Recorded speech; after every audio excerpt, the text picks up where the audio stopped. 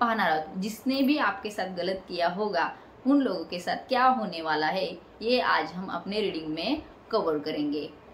जो कोई भी नए हैं वो सब्सक्राइब कर दीजिए, चैनल को लाइक कर दीजिए और शेयर भी कर दीजिए। तो शुरू करते हैं आज की रीडिंग।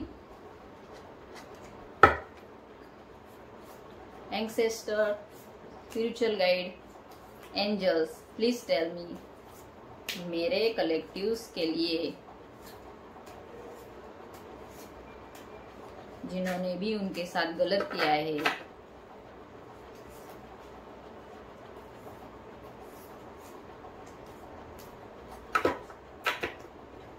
उनके साथ क्या होने वाला है।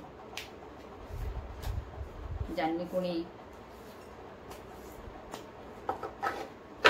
माझ्या प्रेक्षकांना दुखवलंय, त्यांच्या जीवनामध्ये वाईट केलंय, त्यांच्यासाठी चुकीचं केलंय, त्यांच्यासाठी परमेश्वर काय न्याय करणार आहे, त्यांच्या जीवनामध्ये काय समस्या किंवा काय घडून येऊ शकतं हे आपण पाहूया। त्यांच्या जीवनामध्ये काय होणार आहे थोडक्यात हे आपण पाहूया।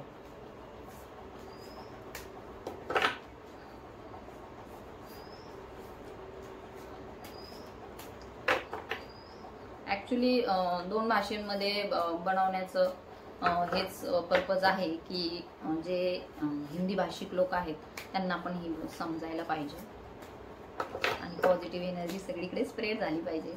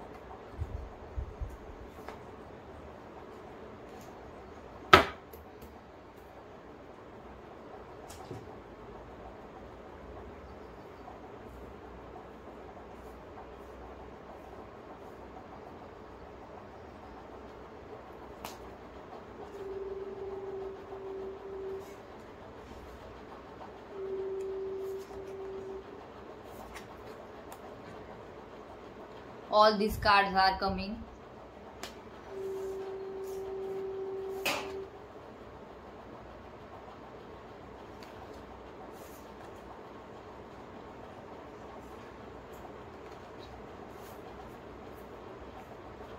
सुरुवातीला आपण तुमचं इंटरप्रिटेशन करू।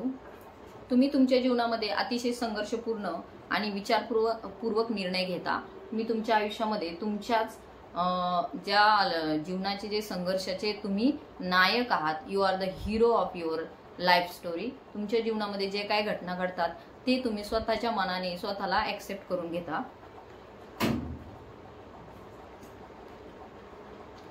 तसंच हे जे आलेलं आहे टू ऑफ सॉर्ट्सचं कार्ड, तर असं नाहीये की तुमच्या जीवनामध्ये सगळंच काहीतरी चांगलं चाललेलं आहे।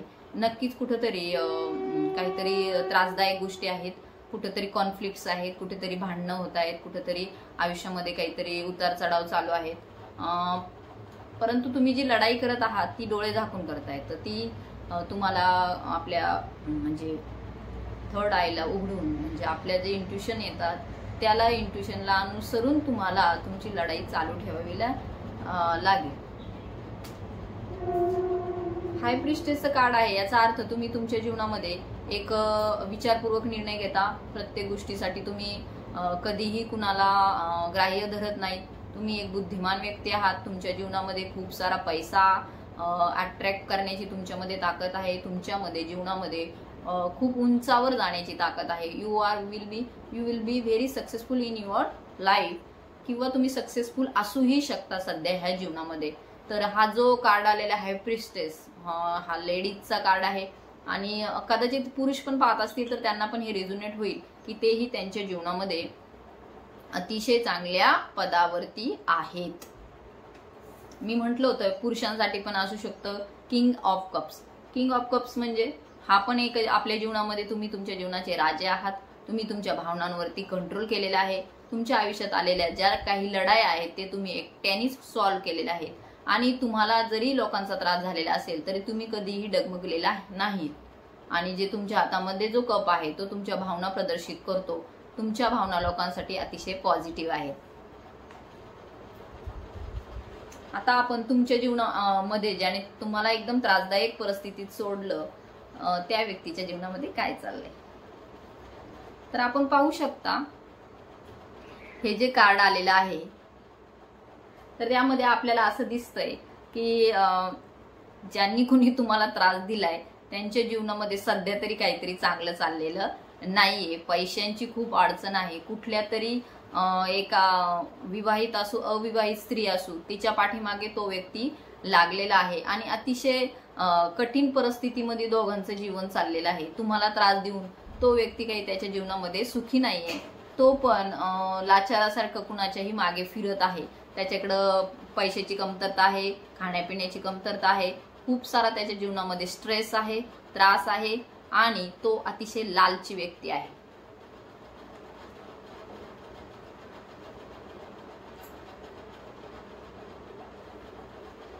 त्या व्यक्तीच्या अपेक्षा फक्त तुमच्याकडून पैशाच्या संदर्भात होत्या. तुमच्याकडून तुमच्या ज्या भावना होत्या त्यांनी तुमच्याशी ते भावनेशी त्यांनी खेळलंय. तुम्ही जे त्याच्या आयुष्यामध्ये चांगल्या परिस्थितीतून त्यांना बाहेर काढण्याचा प्रयत्न केला परंतु त्यांनी तुम्हाला अक्षरशः छळलेलं आहे.